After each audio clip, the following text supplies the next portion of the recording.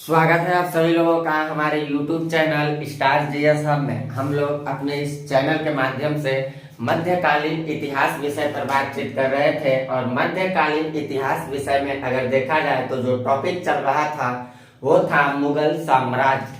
मुगल साम्राज्य से आने वाले बादशाहों में जहांगीर तक के मुद्दों पे मैंने बातचीत किया था और शाहजहां से रिलेटेड उसके जीवन परिचय, उसके राज्याभिषेक और उसके द्वारा किए गए कार्य और उपलब्धियों पे हमने पूरी बातचीत किया था।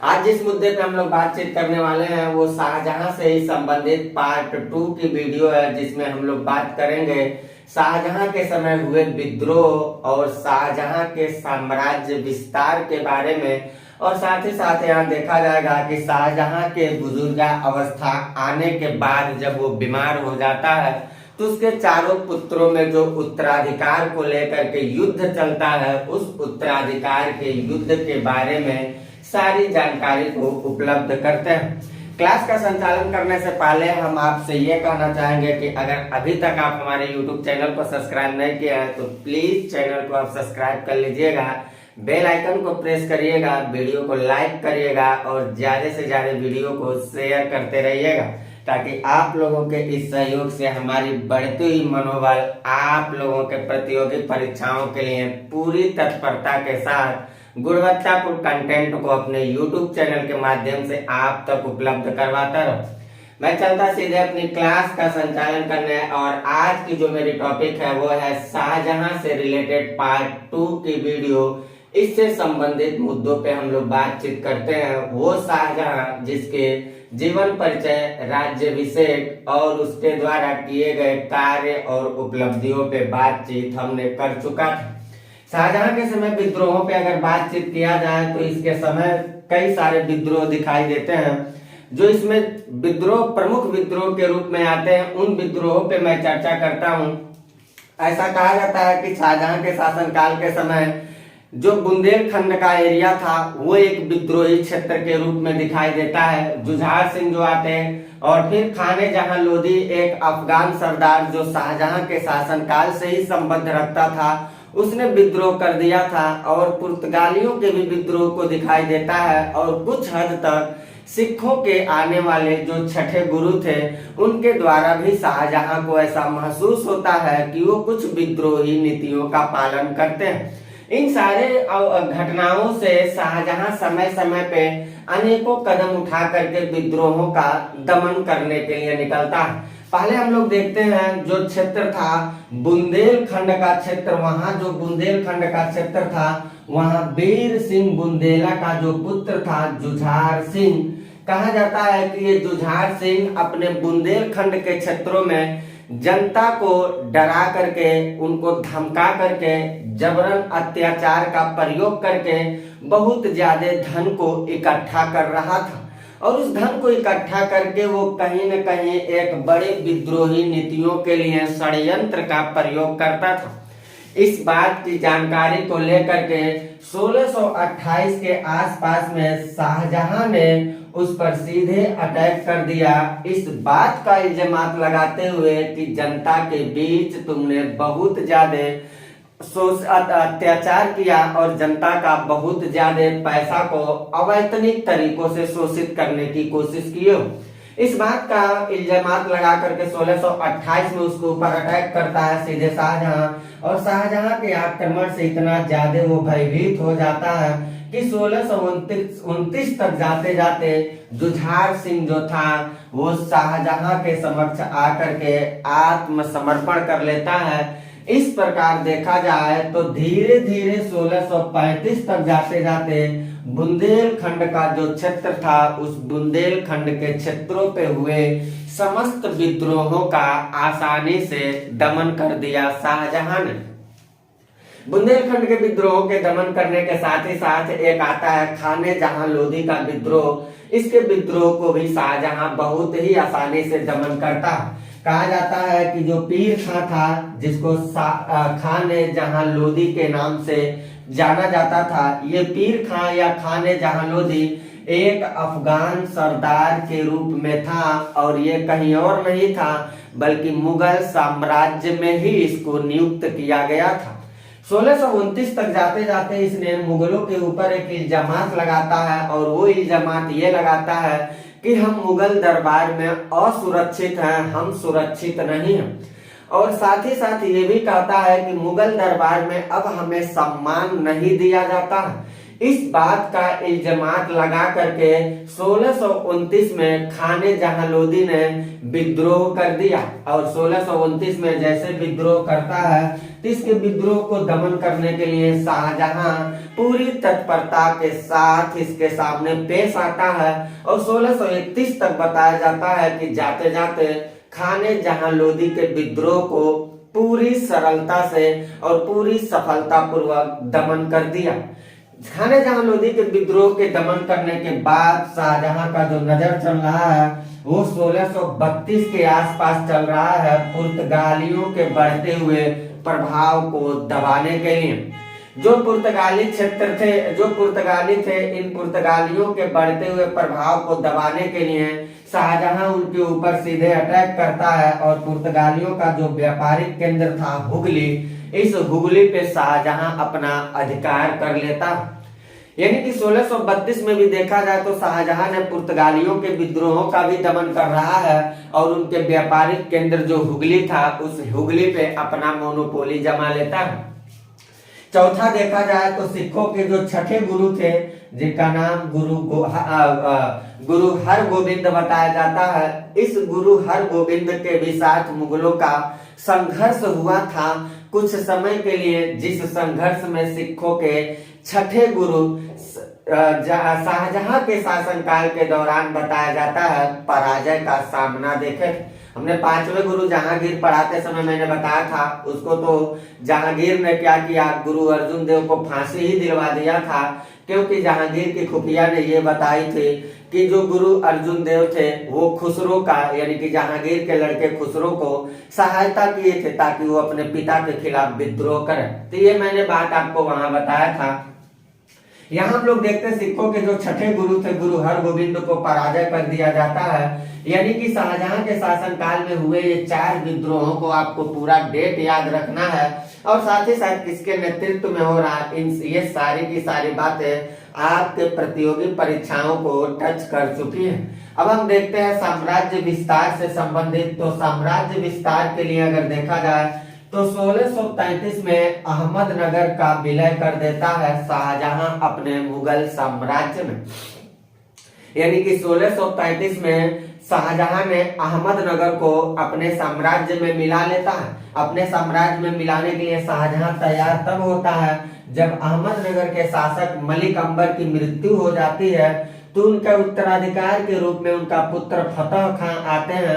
और जब फतेह खां का जमाना चल रहा था तभी शाहजहां अहमदनगर के क्षेत्रों पर अटैक करता है, और अटैक करके उसको अपने क्षेत्र में मिला लेता है। इसके बाद देखा जाए तो शाहजहां की जो ध्यान थी वो मध्य एशियाई क्षेत्रों में थी, और मध्य एशियाई क्षेत्रों पे उसने ताड़ातोड़ अभियान किया था। यहाँ तक कहा जाता है कि 1645 में उसने शहजादा मुराद के नेतृत्व में सेना भेजा था, और 1647 में उसने औरंगजेब के नेतृत्व में सेना भेजा था मध्य एशियाई के क्षेत्रों को विजिट करने के लिए। लेकिन ये दोनों के नेतृत्व में गई हुई सेनाएं मध्य एशियाई क्षेत्रों को तनिक सा जीतने की प्रयास जितना किया था उसमें तनिक सा भी सफलता को हासिल नहीं कर पाया। यानी कि कुल मिला के देखा जाए तो शाहजहां की मध्य एशियाई क्षेत्र जो था वो असफल हो जाता है। अब शाहजहां का नजर चलता है कंधार के क्षेत्रों पे, जो कंधार का क्षेत्र बाबर के ही समय से बहुत ज्यादा चर्चा में दिखाई देता है, और अकबर ने भी इसको विजिट करने की पूरी तौर तरीके से कोशिश किया था।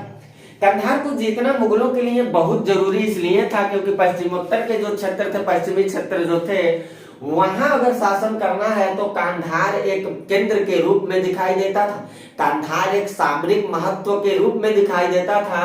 कांधार की उपलब्धि को अगर कोई बादशाह हासिल कर लेता था तो वो पश्चिमी क्षेत्रों पे अपना पताका फहराने के लिए पूरी तरह से तत्पर हो जाता था।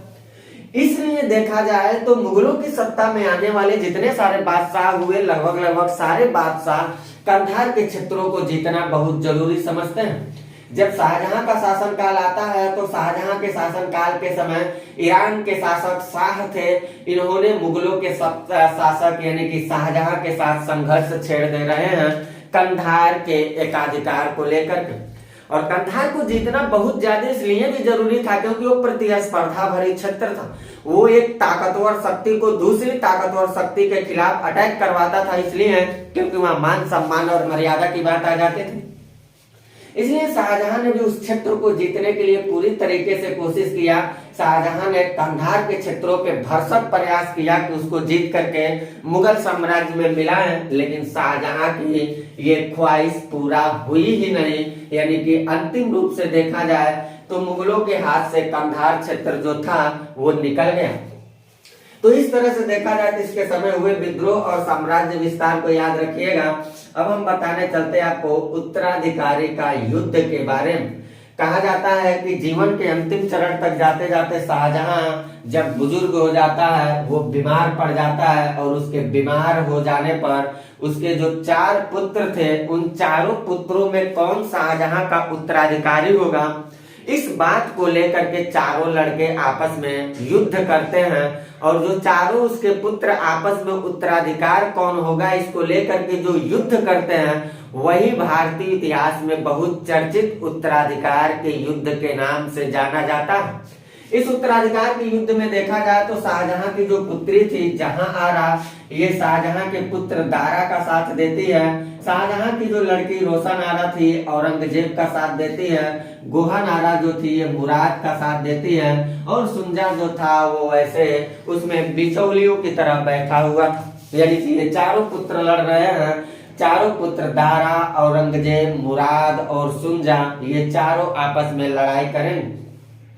उत्तराधिकार का जो पहला युद्ध चला था, उस उत्तराधिकार के पहला युद्ध जो हुआ था वो बहादुरपुर का युद्ध के नाम से जाना जाता है। जो बहादुरपुर का युद्ध 24 फरवरी 1658 के आसपास बताया जाता है। और इस युद्ध में देखा जाए तो जो दारा था, उस दारा का लड़का सुलेमान ने दारा के भाई जो सुंजा था उसको पराजित कर देता है। यही उत्तराधिकार का हुआ पहला युद्ध था। उत्तराधिकार के पहले युद्ध में दारा का लड़का सुलेमान सुंजा को अपदस्थ कर देता है। फिर उसके बाद धर्मट का युद्ध होता है एमपी के आसपास के क्षेत्रों में। और इसमें लड़ाई जो होती है, इसमें 2 भाई लड़ते हैं। एक तरफ औरंगजेब आता है और दूसरी तरफ दारा आता है। ये वही दारा है जो हर युद्ध में भागीदारी ले रहा है, जिस दारा की उदारता को देख करके, जिसकी धार्मिक नीतियों को देख करके, जिसकी सहिष्णुता को देख करके इतिहासकार लेनपुर ने लघु अकबर का संज्ञा दिए थे इसको। साथ ही साथ शाहजहां ने इसे शाह बुलंद इकबाल की संज्ञा दिया था। ये वही दारा है जो भारतीय इतिहास की गौरव गाथा को मुगलों के शासनकाल के समय कुछ बढ़ाने की कोशिश किया था। कहा जाता है कि जो धर्मट का युद्ध हुआ था 15 अप्रैल 1558 के आसपास, इस धर्मट के युद्ध में औरंगजेब और दारा ये दोनों के बीच युद्ध चलती है। और इस युद्ध में औरंगजेब की जीत हो जाती है और दारा हार जाता है।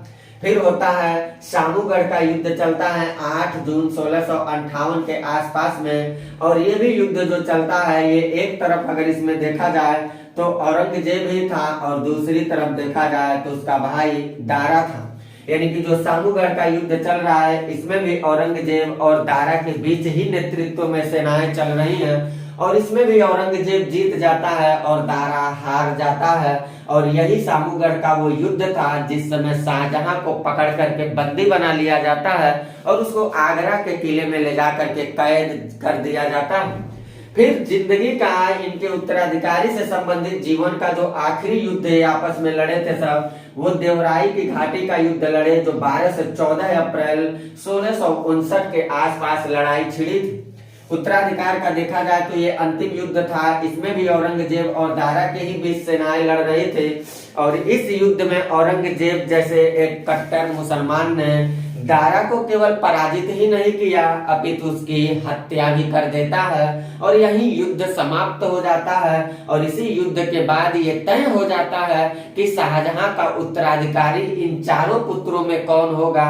और जो तय होता है वो भारतीय इतिहास के मुताबिक बताया जाता है कि वो औरंगजेब होता है। कहा जाता है कि इस युद्ध में औरंगजेब ने दारा को अपदस्थ ही नहीं करता, बल्कि देखा जाए तो दारा चूंकि हिंदू धर्मावलंबी की नीतियों को बहुत ज्यादा पालन करता था, इसलिए औरंगजेब ने दारा को इस्लाम धर्म स्वीकार करने के लिए कहा। उसने इस्लाम धर्म को स्वीकार नहीं किया, इसी कारण दारा का हत्या कर देता। और शाहजहां जिसको कैद किए थे सब धर्मट के युद्ध, जिसको सामूगढ़ के युद्ध के समय कैद किए थे सब, ये अपनी कैदी जीवन कहाँ बिता रहा था, तो कहेंगे आगरा के किले में। और इसी आगरा के किले में अपने कैदी जीवन का 8वां साल यानी कि जिंदगी का 74 वर्ष गुजारा था। और इसी समय जाके 1666 में शाहजहां की मृत्यु हो जाती है। और इसके मर जाने के बाद मुमताज महल के कब्र के सामने ले जाकर के इसको भी दफना दिया जाता है और वहीं पे इसका मकबरा का निर्माण कर दिया जाता है, यानी कि आगरा में इसके भी मकबरे का निर्माण कर दिया जाता है। इस प्रकार देखा जाए तो शाहजहां से रिलेटेड जो मैंने ये क्लास दिया आपको, शाहजहां के समय हुए विद्रोह, साम्राज्य विस्तार और उत्तराधिकारी के युद्ध, इन सारे मुद्दों को पार्ट 2 की सीरीज वाली इसका भी आप ले सकते हैं स्क्रीनशॉट, इन सारे मुद्दों का बनाते रहिए नोटबुक। ये पूरी तरह से मैंने कंप्लीट किया। जब अगली क्लास के साथ मैं आपसे मिलूंगा तो वहां हम आपसे बातचीत करेंगे औरंगजेब से संबंधित मुद्दों पे। और आप लोग भी हमारे मनोबल को बढ़ाने के लिए ज्यादा से ज्यादा चैनल को सब्सक्राइब, शेयर और लाइक करते चलिएगा, ताकि हम पूरी तत्परता के साथ आपको गुणवत्तापूर्ण कंटेंट को total previous year paper pattern पे आधारित आपको उपलब्ध करवाता हूँ। तो मिलता हूं मैं अपनी अगली क्लास में, जहां हम आपसे बातचीत करेंगे औरंगजेब से संबंधित मुद्दों पे। तब तक के लिए लेता हूं मैं आपसे इजाजत। Bye, best of luck.